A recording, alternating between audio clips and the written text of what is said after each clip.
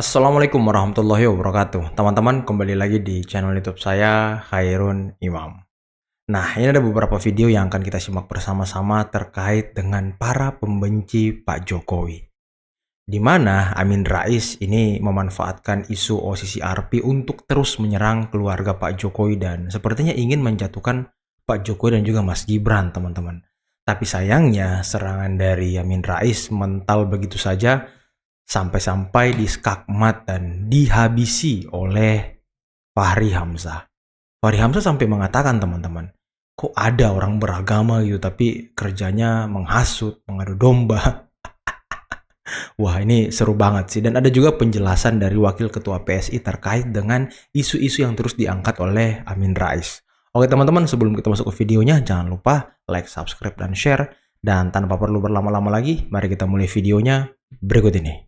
Para pemuja Mulyono sebaiknya segera sadar bahwa selama ini kekaguman buta mereka pada Mulyono telah memupuk Mulyono tambah berani tanpa malu lagi untuk tetap ingin mengatur negara kita. Padahal manusia toksik Mulyono seharusnya segera diseret ke pengadilan agar segera dapat dikirim ke penjara atau lembaga pemasyarakatan.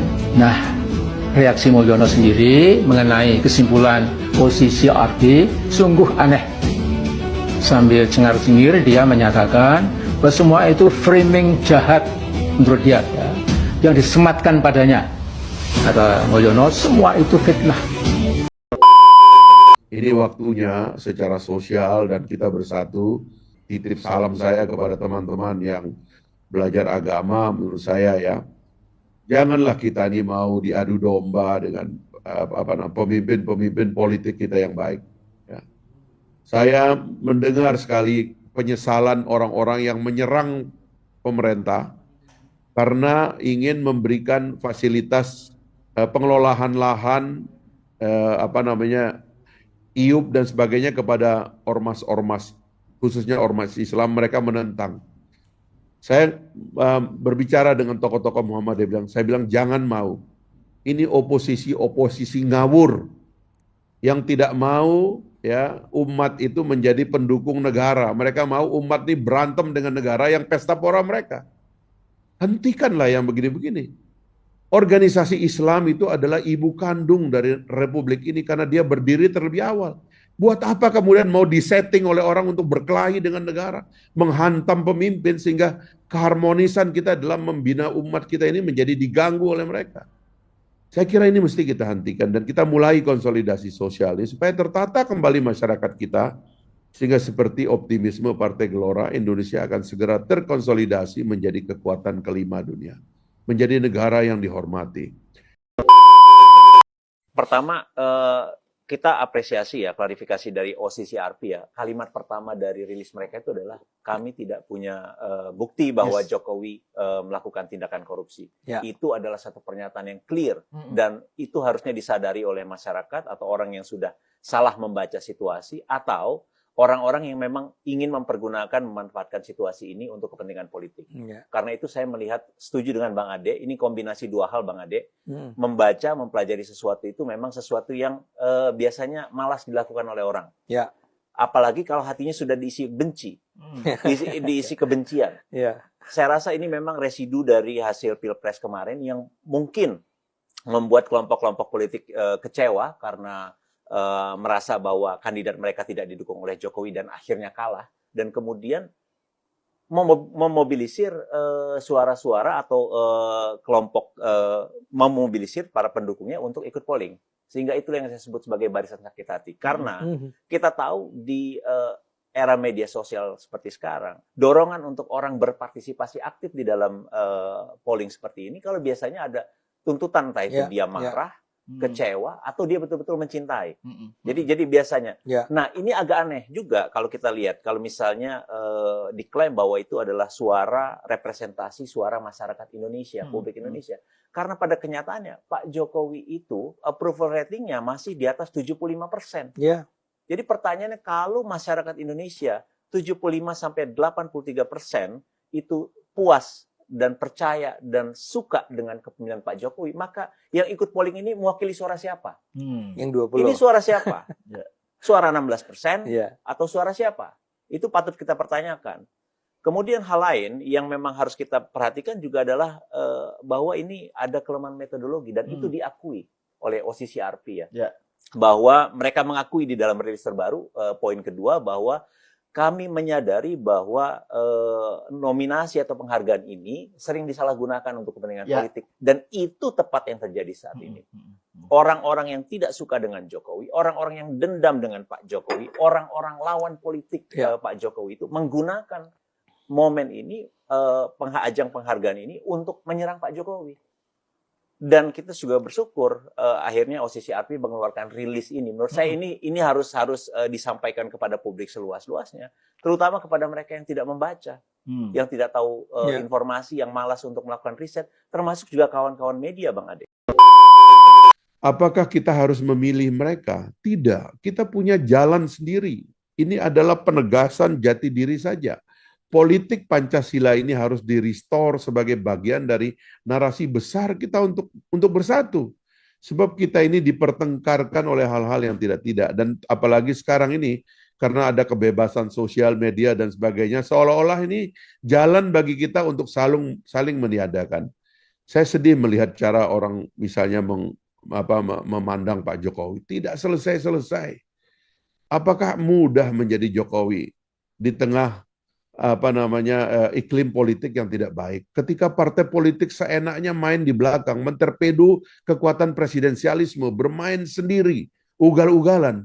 Sekarang tiba-tiba kita mengikuti partai yang merusak sistem presidensialisme itu untuk menyerang Pak Jokowi, dan kemudian seolah-olah dia nggak ada jasanya. Padahal bagaimana ada situasi transisi yang baik sekarang yang disebut oleh video kita tadi itu, kalau bukan Pak Jokowi menatanya dengan baik, membangun rekonsiliasi dan mengajak Pak Prabowo dalam satu rekonsiliasi untuk membangun kekuatan masa depan, serta meninggalkan partai-partai yang ekstremis karena kemudian menganggap partainya adalah segala-galanya. Nah, menurut saya ini yang memerlukan komando baru. Politik kita harus punya arah yang baik ya, dan punya kemampuan konsolidasi untuk memiliki kekuatan. Yang kedua, saya kira konsolidasi ekonomi. Tidak bisa dihindari lagi bahwa Pak Prabowo adalah titisan dari keluarga koperasi. Keluarga yang memperjuangkan ekonomi rakyat, keluarga ekonomi Pancasila, dan beliau katakan berkali-kali dan bahkan terbuka menyerang ekonomi neoliberal yang memanjakan para pemilik modal dan kemudian mengizinkan pengerusakan opresi oleh kekuatan-kekuatan ekonomi kepada basis-basis perekonomian rakyat. Pengusaha harus sadar, kita semua harus sadar, kita ini menjadi kaya bukan untuk diri sendiri, tapi untuk sebuah tanggung jawab sosial. Sebab di tengah orang miskin, mana bisa orang kaya itu hidup tenang. Nah, komando ekonomi inilah yang sekarang ini mesti kita lihat sebagai satu keinginan untuk menciptakan kesejahteraan yang lebih masif. Paling tidak Pak Prabowo hanya ingin melakukan dua hal dalam ekonomi. Berhentilah kita mencuri, berhentilah kita merusak alam, berhentilah mengacak-acak alam ini sambil tidak mau bayar pajak, tidak mau membayar cukai, dan bahkan pejabat-pejabat melakukan korupsi di atas pesta pora sumber daya alam ini seperti yang dilakukan VOC dulu. Ini kita minta dihentikan. Yang kedua, mari kita perpendek jarak kesenjangan. Karena itulah di bidang pangan beliau menganjurkan atau membuat kebijakan agar anak-anak diberi makan bergizi sejak awal. Sebab ini ancaman. Kalau yang bergizi dengan yang tidak bergizi terlalu lebar, maka yang akan menjadi orang kaya sudah jelas. Mereka yang sejak awal itu bergizi, dan yang akan menjadi miskin adalah yang sejak awal tidak bergizi. Sebab otaknya tidak berkembang, ya, tulangnya tidak berkembang, saraf-sarafnya tidak berkembang karena kekurangan gizi, maka diberikanlah makan gratis.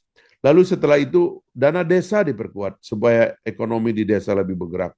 Bahkan kami sekarang di Kementerian Perumahan sedang mendesain pembangunan desa, pembangunan perumahan desa dan renovasi dari rumah-rumah desa yang melibatkan seluruhnya elemen-elemen ekonomi desa, sehingga ini akan menyebabkan tumbuhnya perekonomian di tingkat desa kita.